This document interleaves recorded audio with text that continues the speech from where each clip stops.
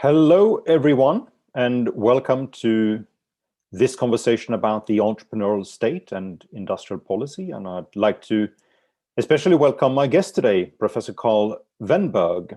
Karl and I will soon get going, and we're going to speak for about 45 minutes or so. After that, we're going to open up for questions and comments from you in the audience. And you probably know how this works by now, which is that you can ask questions in two different ways. Either you do it in the chat function, or you can raise the hand, use the raise hand function, and then you will be invited to ask your question or make your comment yourself. But I also like to say that you are more than welcome to put your question or comment in the chat function already from now or during the entirety of the conversation.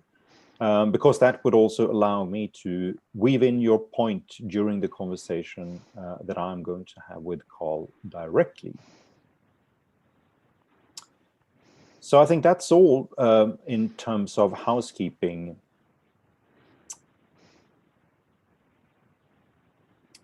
So I'm very pleased to have this conversation today with Karl.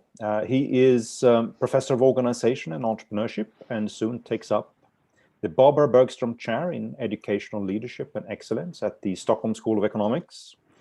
He's the co-author of, among other books and papers, Knowledge Intensive Entrepreneurship, The Birth, Growth and Demise of Entrepreneurial Firms, and a recent study on bureaucrats and markets in innovation policy, a study that we are going to discuss today.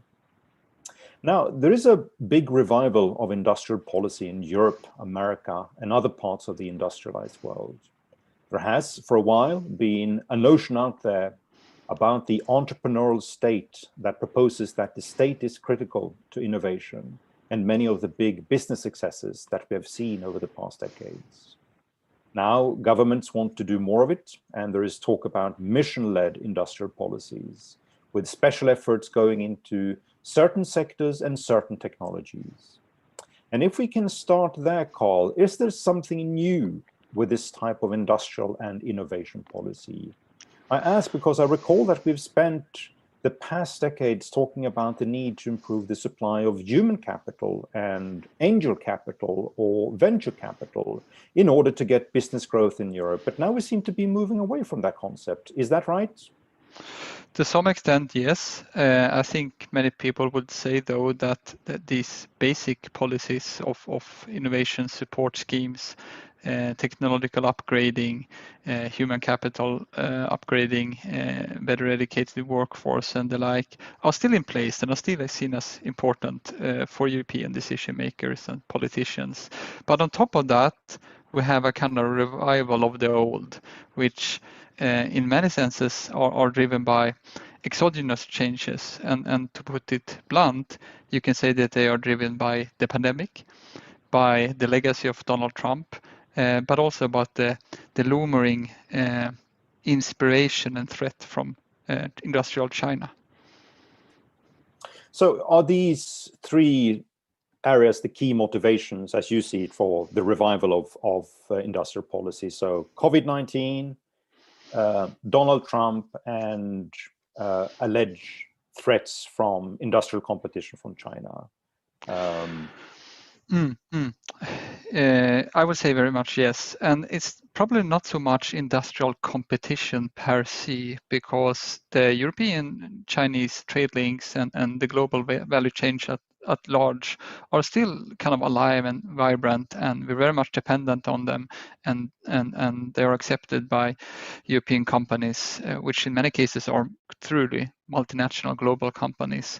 But the frictions emerging from the Trump administration and its legacies, which still hasn't been dismantled, by the way, in terms of America First politics in practice, although with the current administration, maybe not in language, have had, I think, a rather brought about a rash awakening in European leaders' sense of what it means to be vulnerable.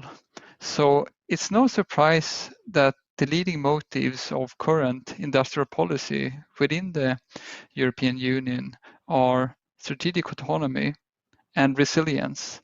And resilience is usually meant something broader, resilience to unforeseen circumstances, say migration waves or pandemics or global climate change. But in this sense, if one reads the documents, resilience here is very much meant economic resilience towards hampered trade. So in essence, there is a sense of Europe being vulnerable with a lot of key technologies and also central production facilities of material for healthcare or what have you, being primarily sourced from the Far East. So I think this sense, which of course has become more acute during the current pandemic, with political leaders and companies scrambling to basically board flights and procure essential industrial and healthcare material, have brought about this sense of a need for strategic autonomy and resilience, which feeds into this new and revamped industrial policy, which I would say is rather targeted towards short-term research and production, so a kind of restart strategy of Europe, but with very, very targeted investments in selected technologies that are for some reason or other seen as key to achieving this independence and autonomy.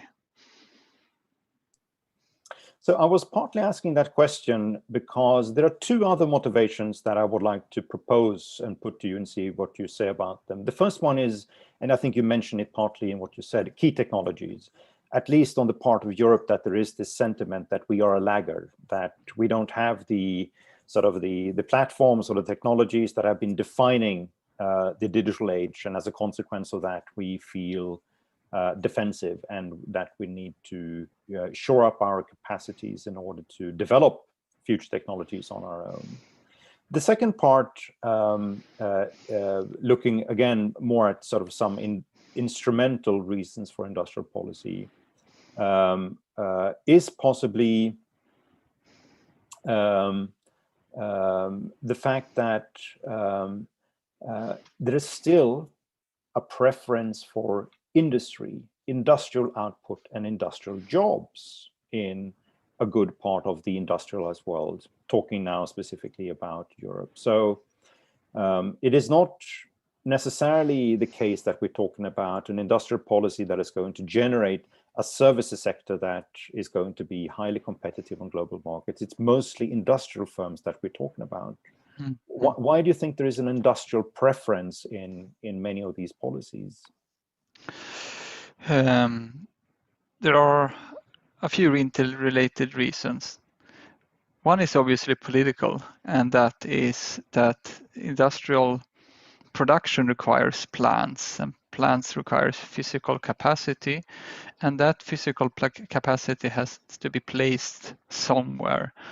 And if we're talking about economies of scale and scaling up or coordinating or creating something new, there's always going to be a scramble for that place, call it the sweet spot.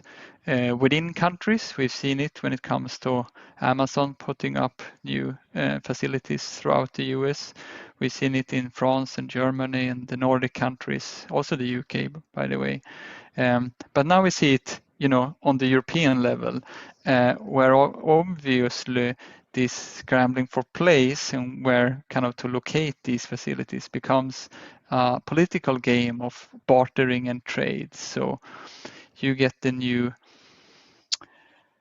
factory for producing environmental friendly steel, and I get something else in return. So it becomes a political bartering game where politicians are, of course, very mindful of their constituents that have voted them in place, and also mindful of the preferences and constraints of others, but perhaps not so mindful of the key drivers of industrial location choice in a free and open market economy, which Europe is supposed to be, and that is, accessibility to customers, skilled personnel, etc., etc. So in the best of worlds, companies will know how to do this, and they do it all the time. And we've seen quite a lot of kind of reshoring of some production capacity from the Far East back to Europe during and after now the pandemic. But when we're talking about industrial policy on the scale which is the EU is now planning, it easily becomes this political game, highly driven by preferences and political leaders' mindfulness of their own local constituents. So, do I understand it correctly that there is a shift in the balance now in industrial policy, that if we, to generalize things a little bit here, but if we say for the past 2 decades, when we've talked about industrial policy, we've mostly been talking about how to improve the competitiveness of the SME sector, of small and medium-sized enterprises, and their capacities to grow, to internationalize, and to sort of have their own capacities for generating new technologies and innovation. But now we are shifting it a bit more to large scale oriented type of missions again. Is that right? This is right, and what we call here a mission can be something different.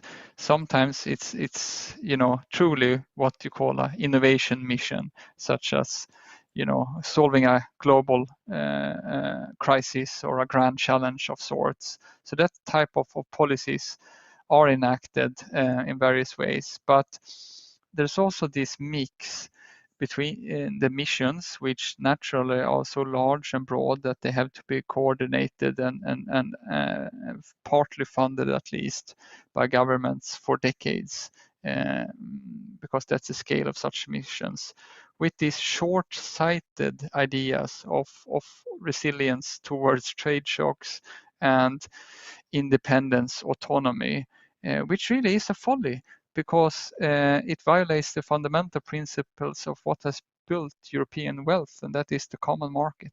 And the freedom and the power of the common market in generating social mobility within the community, but also in generating trade with Asia, Africa, North and South America, which is also one of the central European missions to initiate trade and bring about connections and political stability, peace. So both democratically and economically, this new type of innovation and industrial policies are highly problematic.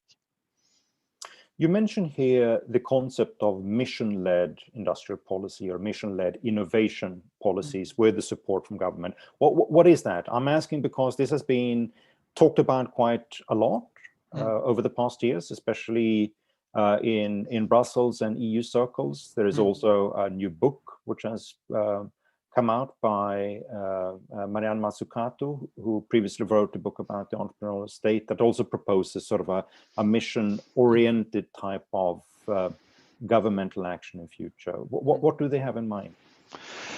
So from an academic perspective, this is very much a return to the old. Mission-led innovation and industrial policy is really what brought about the space shuttle, what brought about the internet, etc. But in all those cases, it's been America aiming for some global challenge intimately connected with the military industrial complex of America, and allowing the profits and innovations generated by those investments to be commercialized by private enterprises. That idea dissipated during the 1990s and early 2000s, and we have had various types of industrial policies ever since, smart specialization in Europe and other type of policies enacted in the Far East. But now we're back to these missions, but they're being rebranded as something not about, winning the war or making it to the moon, but rather about solving global challenges. So it all sounds awfully nice, doesn't it? But In doing so, there's still the assumption that you need a sole coordinating hand to achieve that. And that sole coordinating hand needs to make hard priorities in the European case between specific key production networks, sometimes called ecosystems, for lack of a better word, because there's no sort of meaning behind the word ecosystem here in any biological or economic sense, but essentially a collection of collaborating and competing companies, more of the collaborating than competing, and subsidiaries and downstream players that kind of amalgamate to compose, more or less the full value chain of that industrial production. And of course, that is quite attractive for any politicians to have, not to be exposed to semiconductor shortage from Taiwan or Texas, or financial capital flowing freely out of London, etc. But it's a great folly, because it also undermines what we have been trying to do for the last 30 or 40 years, to upgrade and spread and democratize how public support is given, if it is to be given, between companies, with the attention to the bulk players in the European labor market, that is the small and medium-sized enterprises, who have been lagging behind in many sectors and countries, who have been, staggering and failing often during the current pandemic. And now this is what they get. In any of these big production networks, startups are rarely considered or mentioned. And if they are, they're often a threat to the incumbents. And the SMEs are usually not at the scale where they are kind of essential players.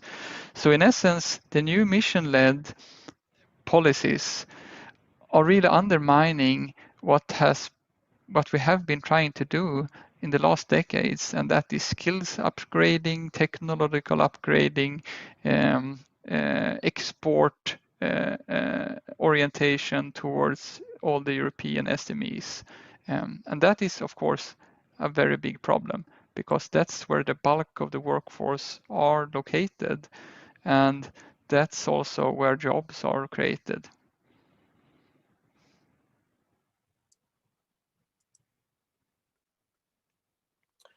Yep. So mission-led innovation, it's about putting the first man on the moon and Manhattan Project type of ambitions then.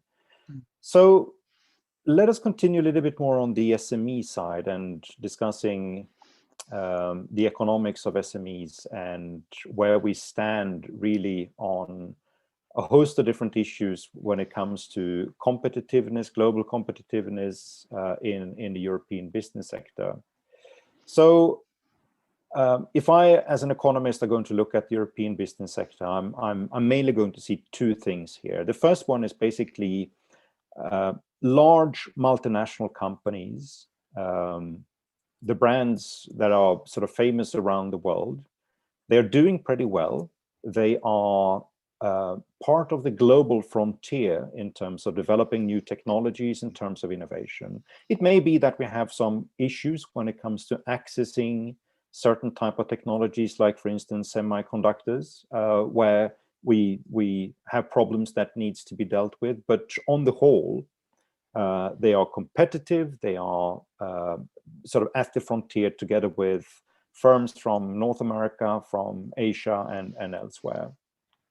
Then we have another group, which are the ones that you were talking a little bit about, which are the SMEs, where we see companies that, on the whole, with exceptions, of course, but on the whole, they are pretty distant from the frontier. They have difficulties with accessing technologies. They have difficulties with accessing human capital, with perhaps even capital markets that can help them to fund their innovation projects and their developments. I would have thought that an industrial policy trying to achieve more output, more productivity, more competitiveness would focus solely on that part of the economy, on the SME sector. So why do you think we're not doing that? Or don't you agree perhaps with my proposal there? Yeah. So in a sense, I think we're moving from a situation where we think if we can just help the SMEs to become more innovative and competitive, things will be all right. We're gonna develop in a steady direction somewhere along the lines of America, but with fewer fluctuation, hopefully, thanks to more welfare regimes in Europe. But what we're moving on towards now is a more scary outlook for the economy and for Europe. And when decision makers are scared, they make short-term decisions. So why not try to reallocate those major funds just made available by the European Central Bank and others? For the first time in history, we're printing money to invest in subsidies and sectors, undermining what has built the competitiveness of these, as you call them, global players, the high productive multinational firms of Europe. They have profited from the common market. They have benefited from the hurdle of having small home markets, but increasingly common legislature and trade and labor markets within Europe, and the ability to rapidly internationalize. These global players will now become perhaps further and further apart, and we may risk seeing fewer of those emerging thanks to these policies that try to pick winners among existing firms and sectors instead of providing a fertile ground for the emergence of new companies and sectors. I mean, who would have thought that Berlin would be the place to invest 20 years ago, 30 years ago, right? Who would have thought that northernmost Sweden would be the best place to get a high-paying job as a blue-collar worker, or where all the global private equity firms are flocking to make billion euro investments? Nobody would have thought that 10 years ago. So we cannot foresee the future. And there is a hard trade-off between looking at the fertile ground and putting a lot of fertilizer on a few pet peeves plants that you think are dearly important right here, right now, but you don't know in the future. Indeed, we don't. So that, I think, also serves as a good bridge to go into another thing I wanted to talk to you about on industrial policy, because you were now into this field of picking winners and getting into the entire issue about how do we know how we're going to make choices when it comes to allocating resources and making priorities about what technologies to support, what firms to support, etc. So let us talk a little bit more about what we know and what we don't know about industrial policy and innovation policies when it comes to effectiveness and what they achieve. You have, with some colleagues, recently done a research overview, reviewing many studies about whether these policies achieve what they want to achieve, or perhaps why they often tend to fail on their ambitions. But there are also examples of successful industrial policies. And perhaps before going into the more generic failures, let us start by talking a little bit about what made some industrial policies to be successful. The biotechnology sector in some countries are often held up as a good example. Policies to incentivize corporate spending on R&D, tax credits, for instance, is another example. So what would you say have been the type of policies that have been successful? So the types of policies that have been very successful are surprisingly often the unforeseen. These are policies like Israel and the United States opening their borders to hundreds of thousands of Russian engineers and mathematicians fleeing the remnants of the Soviet Union. Without that, no Google. Without that, no thriving tech sector in Israel, etc. there's a lot of other examples. So first point is that a lot of innovation policies, that have been successful, are not branded as innovation policies. It can be, deductions on home computing or broadband for regional development, which spurs the growth of new innovations and companies. Then, of course, you have specific sector like the health sector, like life sciences, where there's an intimate connection between research and commercialization, and where, Cambridgeshire is a very good example of what can be done, but involving a lot of political areas like migration policy, labor market policy, taxation policy, and of course also regulations. So in some areas there are good lessons to be learned, but as Harvard professor Josh Lerner writes in his beautiful book, The Boulevard of Broken Dreams, for every successful example, you have a dozen unsuccessful examples that are quickly forgotten. And those examples are just as common in the US as in Europe. I'm thinking of stuff we barely remember, like the Concorde airplane, for example. Never financially nor environmentally viable. Disastrous, expensive, and polluting aircraft, just built of some vision, right? And then rapidly outcompeted by small, nimble private actors like Virgin Airlines and the like. You have spin-off companies from the US and Europe receiving, funding from public coffins and private actors for years and years and years, never developing or realizing products. And those things are supposed to be worked out by private actors taking risks, not by taxpayers that may have other priorities, what they need in life. One of the examples that scares me the most is what's happening right now when we see major investments from national governments, but also from the EU's newly opened big coffins in, say, a certain pet peeve environmental friendly technologies like hydrogen cells, etc., which the car industry, many of the actors there loathed a couple of years ago, and now they're creating joint ventures working with other car companies simply to access those coffins. Now R&D is free for them because our tax-paying money is paying for it, so they can take any risk they want.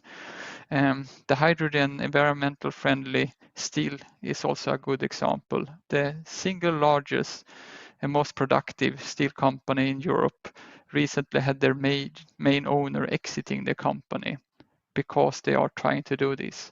So if not even the major shareholder believes in this idea, why should we invest those major funds with all of the other needed investments in infrastructure, in healthcare, in improving competitiveness for the SMEs and all other things?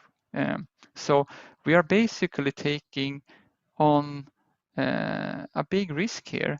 We're taking the risk that in this process of political bartering, identifying crucial sectors, supporting those sectors in the right way to achieve this independence, autonomy, to maybe reach a bit further with those missions that we would like to succeed, that decision makers will be making good decisions in the benefit of everyone in the very long run.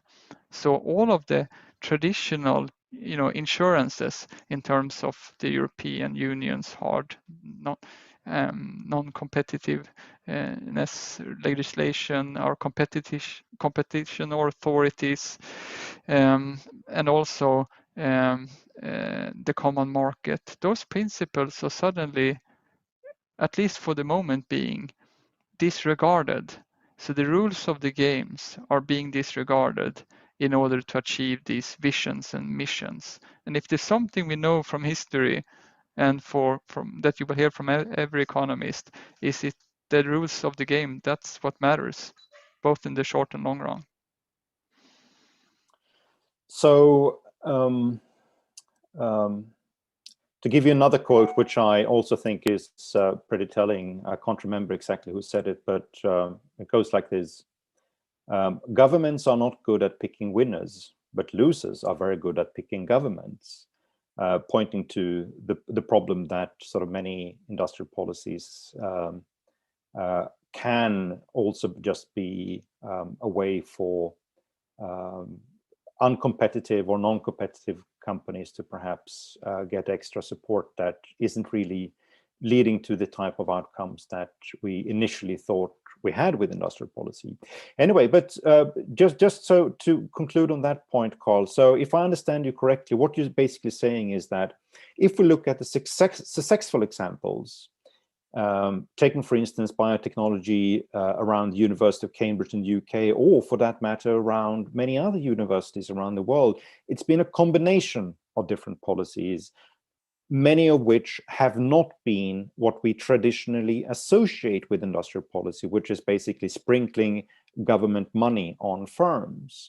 So these are the things that we're talking about: migration policy, labor market policy, tax policy, university funding, rules for how university can collaborate with the private sector, for instance. So that's how I get your point. If we want to sort of have an industrial policy, understand the successes in the past, it's that broad swathe of policies we need to understand if we want to replicate them. Yes, and that's what the academic literature will tell you as well. Okay, all right. So let us drill down a little bit more also on the research that you've been doing about the ineffectiveness of industrial policy. So what type of generic explanations can you give, in addition to those that we've already talked about, as good motivations for why these policies don't tend to fail? For instance, you're talking a lot about in this paper about information, the decentralized nature of information in markets and firms. What do you mean by that? So information here can mean many different things. It's knowledge about what priorities you need to make in investments, but it's also types of information which is value laden, and I think it's beautifully summed up in Nassim Taleb's latest book, Skin in the Game. So basically, I can be a super experienced investor, and I know many of those super experienced investors, and make very stupid bets if I'm using other people's money, right? So the difference between using your own money and other people's money is huge, even if you're the same person. You can just look at your own behavior in certain settings to realize that difference. So skin in the game is something extremely important, which is why we can also see as researchers when policymakers are able to somehow fictitiously coordinate and mimic skin in the game, say in funds programs, where governments, instead of putting up their own private equity funds, decide to piggyback on private investors and say, for every euro that you spend, we want to be in the game and we will spend 1 or 2 additional euros and we'll share the profits or the losses. So what happens then is that the private investors see opportunities for scaling up investments, but they are still the main decision makers because they have skin in the game and invest their own funds, which the public decision maker does not. So those are the type of policies that have been seen as more successful. One should be mindful, though, we're talking about the policies of the 1990s and early 2000s, where lack of capital, especially for SMEs, were a crucial driving force for trying to achieve more innovation. Today, there's hardly any lack of capital. Anyone can walk the streets of London, Berlin, Stockholm, or Copenhagen, wave a PowerPoint presentation and get 2 million euros for an idea. So it's not so much a lack of capital in the current situation with quantitative easing and the like, but it's a lack of human capital and a lack of networks that drives some regions and some countries to be less innovative than others. Let's come back to the issue about networks, human capital in a while. I just want us to talk a little bit more about what economic research is basically telling us about the effectiveness or ineffectiveness of industrial policy in the past. So we now talked about skin in the game, the decentralized nature of not just information, but perhaps also responsibility then. If you're investing your own money, you will feel more responsible for informing yourself and understanding market risks compared to if you were investing someone else's money. So what else have you found in your research overviews about the effectiveness of industrial policy? What really sticks out? So what struck me, which we didn't know before, is that it's so incredibly random. The devil is in the details, and that you can be hugely successful with these, non-industrial policies or non-innovation policies that are, initiated for other purposes. I think, for example, the fact that you and me and many in our generation has benefited from Erasmus scholarships, moving freely, across different institutes of higher education within the EU, has been extremely important in supply of human capital to new and old firms, in generating new research at universities and the like. But I mean, this was an educational policy. It was no innovation or industrial policy, as an example. And then we're back to the networks. Why did Israel succeed in building such a flourishing venture capital market with government support, whereas other countries have failed? Well, it is because there's a lot of private investors in the United States, in particular on the East Coast, that have common ancestry. They have family linkages across generations with the Israeli population. So those types of networks are incredibly important in investments, but also in other types of commerce. So we forget the importance of non-tangible things like interpersonal relationships, networks, and the like. And those are just as important today in global tech firms as they were when we were back on the street peddling stuff to each other in a market. Yeah, so if we leave then the discussion on specific industrial and innovation policies and follow what you're just talking about, I mean, I imagine it must be very difficult for any type of government that want to support business growth to do anything when it comes to supporting network connections. I mean, the measures you can take against a government, that usually it's going to take decades for them to evolve and to begin to generate the type of outcomes that you're talking about. So if you look then perhaps at more measurable, I wouldn't call them short term, but at least not decades long type of policies. If we look at sort of policies that governments can pursue now that we can say are good for business sector growth, what policies are we talking about then? What would be sort of, rather than the type of industrial policies and innovation policies that we've discussed, what would you see sort of what would you prefer as a good type of business sector growth policy? First and foremost, to protect our institutions, the rules of the game. So right now, the European Union is the only well-functioning, non-competitive authority within the world. So we are helping to set the rules for new companies being able to come in and compete with old companies. So reforms made in the recent years, such as, for example, open API systems on commercial banks and the like, are extremely important and will show to be super valuable for generating new competition and hence new innovations.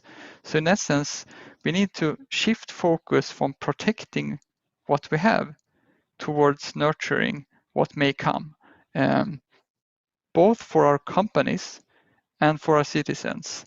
And for the citizens, this of course includes education and skills upgrading. If we want a resilient economy and a resilient population?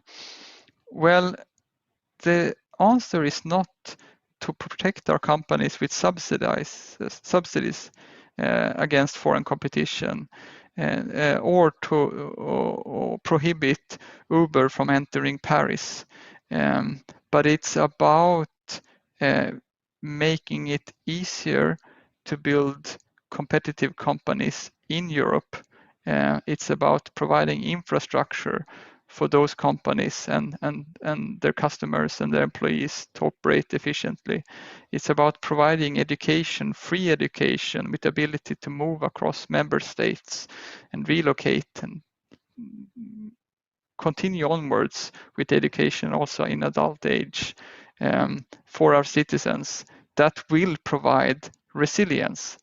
So resilience is not about protecting what we have, but resilience is about preparing and broadening ourselves for what may come. And here we have fairly well thought through institutions in Europe. It's just that we don't appreciate them. We don't appreciate the fact that our graduates are, on a fraction of a fifth or a fourth as indebted as Singaporean or US graduates who are indebted for life if they go to college. That's a great thing. And we should sort of celebrate that and improve our higher education institutions to make them accessible to broader swaths of the population. And we have a thriving SME sector, but now we're locking them out from these new subsidies aimed at critical industrial networks, where it may be these companies that are the vital ingredients in some future sector or industry that we haven't seen yet. I think that's interesting, Karl. And I mean, picking up on what you said also initially, I find it interesting to see the development in the payment sector, especially online payment sector in Europe. 20 years ago, we talked about sort of PayPal developments that predominantly came in the United States. Now we're talking about a really thriving development in many countries in Europe, where you see startups that now have accumulated or at least grown to such extent that they begin to sort of break into other markets. And I suppose that is one of the consequences of what you mentioned, when you basically force banks to open up their APIs so that outside payment providers can access bank account information, these sort of things. So you were talking about human capital. So here, I mean, you were basically giving a pretty rosy view about the human capital situation in Europe. So if I would say, this is probably one of the sort of big problems that we have in Europe when it comes to business sector growth. That two things. I mean, the first thing is that we have growing shortages of highly skilled labor, of course, not across the board, mostly within computer engineering, but we have growing shortages of human capital across Europe that is choking business sector growth in Europe. Secondly, we don't have any sort of really top-class universities in Europe anymore. I mean, since Britain left the EU, the top-class universities that previously were in the EU, they are no longer there. Looking at the educational performance in league tables, you find sort of that places like, Munich University perhaps come at rank at number 13 in the world. Is that a problem that we don't have these top-class universities in Europe? It is a problem, but it's not the foremost problem. I mean, now you're here talking to me instead of my colleagues at the LSE. 40% of the European Research Council money used to be heading to the British Isles up until the end of last year. So now it's more money for us for the grabs. But obviously it means that now we need to compete with our friends across the channel. We need to recruit their key engineers, their professors, their postdocs, who may actually enjoy living in the common market, who may have heritage here, or may not just like the weather better. So we need to do what the American universities up until now have been doing, and right now are failing. attract the global talent. We have these generations of smart Chinese, Indian, Thai students coming for their masters and their PhDs. And then we're kicking them out. Or we're saying, here's some free education, but you can't enter the labor force unless you do this and that test and whatever. So essentially, these are nice gestures and global solidarity, but they're failed investment from a European perspective, right? We need that talent, and we need to foster the domestic and talent, of course, as well. And that may entail realizing that not everyone should go to university, but everyone has the right to and needs to access better education, continuous education throughout the life force. So I looked at recent labor force statistics, and I could see that the equivalent of a high school engineer in Central Europe with 10 years of labor force experience is just about as skilled as a university graduate in the US or Asia. So, I mean, we do have some well-functioning sectors there, I would say, in particular in Germany, that we need to sort of broaden and spread. Because right now we have, as you say, a choke in certain key sectors on the human capital flow. We don't attract the global talent. We don't train enough parts of the labor force, which in stuff which is now common, common ingredients in any industry or in any public sector as well. And that is, high-speed computing, cloud computing, artificial intelligence, machine learning. I employ these people in my lab, and how to get them to come to the university instead of going to Google is not easy. So that's of course stuff we need to invest in and may prefer to invest in instead of subsidizing companies. And what about capital markets? I mean, you said previously that sort of anyone with a smart idea can just walk the streets of Stockholm, Copenhagen, Berlin, London with a PowerPoint presentation, and they're going to get 2 million euros. I think that sort of contradicts sort of a common perception, which is that there is a lack of funding for business growth in Europe, especially for the type of funding which is non-public, meaning sort of it's not on public exchanges. So is that problem now over? Don't we have that in Europe anymore? I think the problem is artificially smaller now than 10 years ago. I say artificially is because there's not because of the interventions and reforms that were made. It is because of basically quantitative easing and the desperate attempt of in the global capital markets of finding something to invest in, except for blockchains, which is perhaps a little bit more tangible, and then it trickles down towards the more high risk markets, early stage investments and the like. But of course, pension funds and other actors are often prohibited to invest in those asset classes. So I think in some regions, especially urban regions, capital regions, this is no longer a big problem. It is a problem in some countries and in many regions within countries where banks are scaling back, where there's a tradition of debt-based funding versus equity-based funding, such as in Germany and parts of Switzerland. And here, the other regulations made after the financial crisis doesn't make it much easier, right? All the Basel II and III paperwork makes it very, very tricky for financial actors, especially banks, to take any type of risk beyond, providing a mortgage for a house. So that is a problem. A problem is also relating capital to human capital and providing this information that we talked about earlier.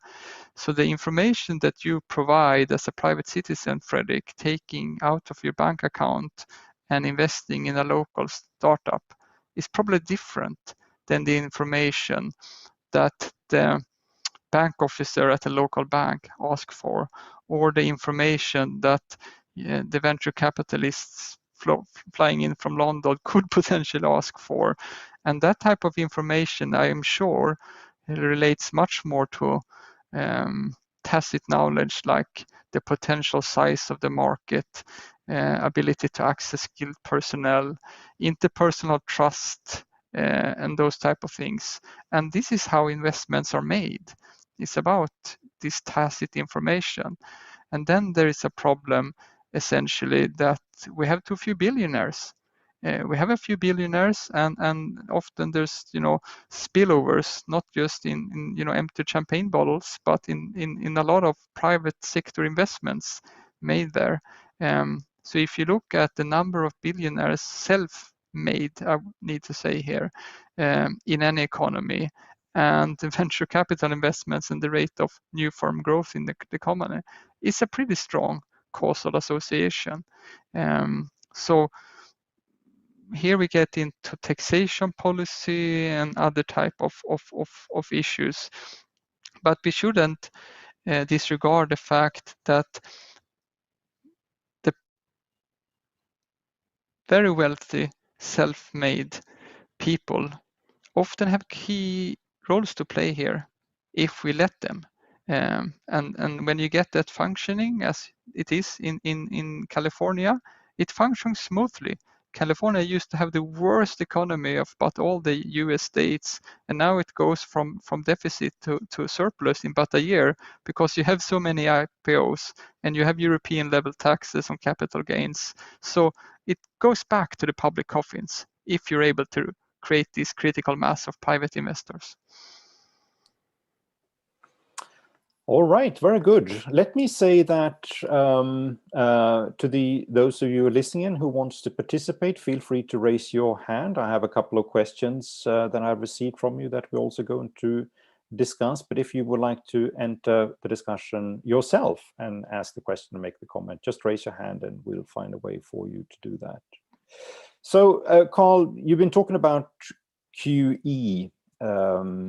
Why is that a significant factor here, especially now when you were talking about more startup, small business growth as well? I mean, QE is they buying corporate bonds, but that usually corporate bonds for large companies. So what is the channel that is sort of going from the headquarters in Frankfurt to the small startup?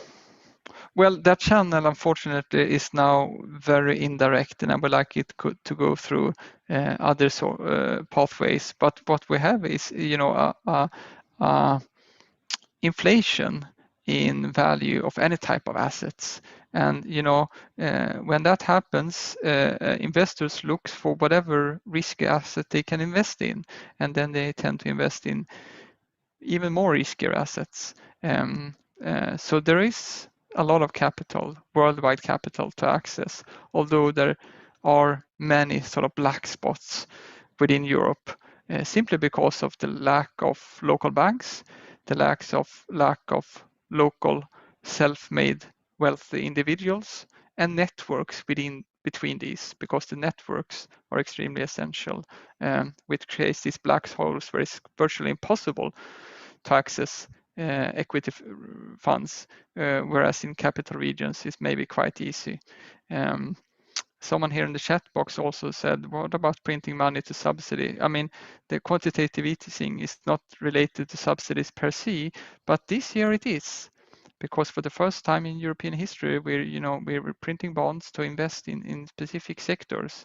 And as Sok-Heng rightly pointed out, this is prohibited by internal legislation in Europe, protecting the fair market, the common market, and also by international legislation, the World Trade Organizations and the like. So this is not unproblematic. If anything, I would say that the Biden administration is a source of information. If you have to put yourself in debt, I mean, invest in broadband and roads that will last. Don't invest in companies that may not last. That is a good rule of thumb to follow. So we have a question from Hagop Babujan. You are now welcome to join the conversation, Hagop. Yes, thank you for allowing me to ask the question. Great, very informative. Thank you to start with. My question is as follows. How do you reconcile the generational gap in terms of investing in entrepreneurship, especially when the money comes from big corporations in Europe, which are run and managed by, let's say, gentlemen of a certain age, especially when it comes to incubator projects and alikes. Because my experience has been thus far that if you don't come from a certain milieu, whether it's kinship milieu or whether it's a very long track record with a certain corporation, the initiative presented is not taken seriously. How do you reconcile that gap per se? So I think you rightly point out, Hagop, that there is a gap there. I'm not so sure it's a generational gap. I rather concur with your explanation that this is kind of like the gap that you see between insiders and outsiders. So it's similar as the type of labor market gap that we can see in highly regulated labor markets, where those insiders are protected and can access opportunities and grow. The outsiders are unprotected and they can rarely, if ever, access the good opportunities. And I mean, to some extent, venture capital markets are similar because they're network-based, they're reputation-based, and they're based on weak signals of strong ability. So the fact that you worked for a startup, the fact that you graduated from TUM in Munich, rather than some unknown university in northern Sweden or outside of Europe, probably does make a little bit of a difference. On the other hand, it's not a either or. You also mentioned kinship-based networks, etc. I think this is super important to mention. If you look at the most successful tech companies in the world, there's a fair amount of them that are run by Indians and Russians. It's just that they happen to live in the United States.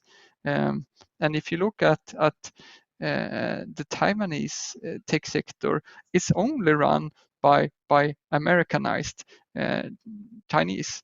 So I mean, if you get enough of, I would say, a global mindset in higher ed, and that tends to trickle down also to startups, trickle down to companies. We should remember that these multinationals that we're talking about, they have a global workforce and they're working on making it even more global.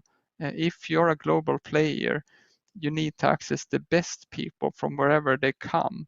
And if you're able to recruit those, say directly from Paris and rotate them across locations, all the better. So I think that here, our ability to strengthen and internationalize even more European institutes of higher education is a key. May I just ask a follow-up question on that? And this may be also the last last question that I'm going to put to you, because we're getting closer to the end. So we had I think it was in the late 1960s, when we had this book coming out, La Défi Américain, by Jean-Jacques Schreiber, who was making a few interesting arguments. One of the arguments was basically that the American management class was superior to European managers. And there was a threat here that lack of qualified management in European firms made them an easy prey for American companies that were entering European markets and compete much more professionally as a consequence of being run by professional managers. Now, you're giving a different viewpoint now, basically saying that there's a global market for talent. Multinational needs to access the best person they can, regardless the nationality or the passport of that person. A counterpoint to that could be, every time I look at the website of a big German firm or a big Swedish firm or a big Danish firm or a big French firms, look at the board of directors, looking at the top management, I'm not seeing very many people from different countries there. They may have sort of a token foreigner in the executive board or in the board of management, someone who brings specialized knowledge about the foreign market or specialized knowledge about something you need to have in your board of directors. So is that really correct, that sort of we have resolved sort of the management problems that were talked about in the late 1960s? Mm-hmm. I think we have resolved it in some sectors. If you look at institutes of higher education, from student to PhD student to professor up to the dean, I mean, these are now truly international places. The majority of postgraduate students in Europe are from non-European countries, right? And the majority of the rest are from another European country. So I mean, the national clique is still just a clique, and that also goes for the provost and for the deans of the universities in many, many respects. I think in startups it's very much the same. In other sectors, it depends on the market, right? If the market is national. So I think that one good counterpoint to that is the German Mittelstand firm, which are, of course, very local, often privately held. And they have somehow managed to have these international networks and be a world player in the respective little niche without being truly global in their workforce. But if you look at the workforce today, I mean, it's very much comprised about Germans with Turkish ancestry and the like. So I think that, we are seeing this change, but it's at different paces in different sectors. And it's a well-needed change. I don't think that the American manager is, innately better than the European manager. But the next generation European manager may well be of Indian descent. All right. Thank you so very much, Karl. This has been a very informative and enlightening discussion. So thank you so much for taking the time to join us. Thanks for the great conversation, Fredrik, and thanks for the intriguing questions, everyone. The article and the book we wrote are in the chat box. Don't hesitate to reach out by email or other means if you want to get in touch. Indeed. And let me just sort of reinforce that last point, which is that in the chat function, you can see the links to the paper that we've been talking about, also to the book. There's a link to the book as well, which is not a link to a page where you can buy the book for a lot of money. It's just a link to a page where you can actually access the content of the book. So that's a good treat for you. So thank you also to everyone for joining. I hope you enjoyed this conversation as much as I did. We are for certain going to return to issues about industrial policy and industrial growth in Europe. So welcome back another time.